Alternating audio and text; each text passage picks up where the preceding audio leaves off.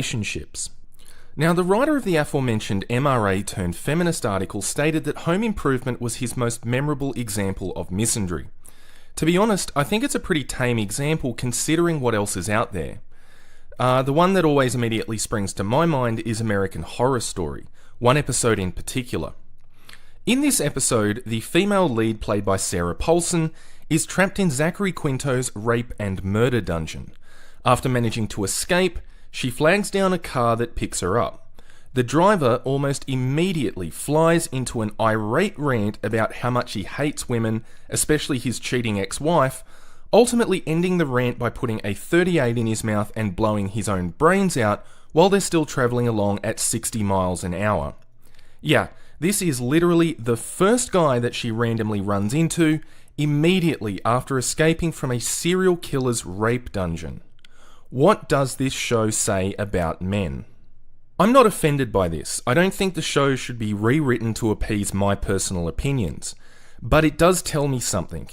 At the very least, it tells me something about the personal opinions of series creator Ryan Murphy. Yes, the same Ryan Murphy also responsible for Glee. Now, you could probably do an entire series of videos about the problems in Glee. Clearly, this guy has some very deep-seated and unresolved issues surrounding straight white men. But for our purposes, I just want to focus on two peripherally connected story arcs from Season 3. The first is about the female football coach Beast being beaten on by her husband, where we get this heartfelt speech directed at all the female members of the Glee Club about how it's never okay for a man to hit them. I didn't get hit by a punching bag. I got hit by my husband. Are you serious? And I heard you girls say that you thought your boyfriends would never do anything to you like that. And a week ago, I would have said exactly the same thing. And I was wrong. The second story arc involves Finn getting hit in the face by an irate Santana Lopez. What are you talking about? I cannot even begin to imagine the shitstorm that would have befallen Finn had he been the one to angrily punch Santana in the face in front of everyone, but this story arc ultimately resolves without her even getting a cursory slap on the wrist because Finn, being the blue pill white knighting simp that he is, lies and claims that the physical assault which everyone witnessed was only a stage slap. What is it called in a play or a movie when you pretend to hit someone but you don't? A stage slap? It was a stage slap. That's what it was. This show clearly presents a double standard on the social acceptability of physical violence between the genders. The obvious stock response here would be that Ryan Murphy is just one guy, and the fact that he's got a rather nasty anti-male streak in him really doesn't prove anything.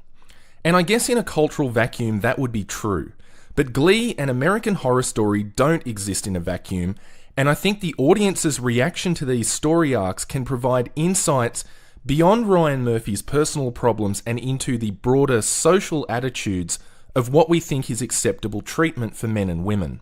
In his recap review for Huffington Post, Joey DeAngelis opened saying that this was one of the more grounded and moving episodes of American Horror Story.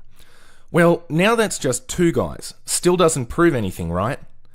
On Rotten Tomatoes, the episode holds a 90% fresh rating based on 10 reviews, and it seems that the one negative review was because the episode had too much gore, not enough camp.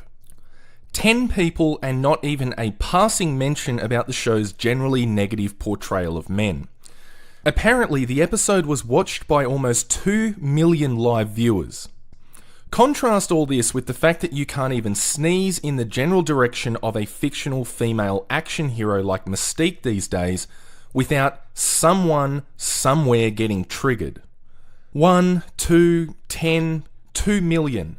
I guess the question is, at what point is the threshold crossed where we can reasonably conclude that within this constantly triggered social justice culture of outrage and offence, even where there shouldn't reasonably be any, Ryan Murphy's fictional depiction of men as crazed, violent misogynists seems to be broadly socially acceptable.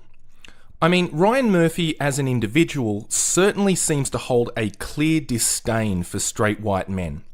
And to the extent that everyone else doesn't hold that same disdain, they certainly don't seem too interested in calling Murphy out on it like they do every time some supermarket CEO who you've never even heard of makes a vague comment about white men having to work harder to keep up with quotas.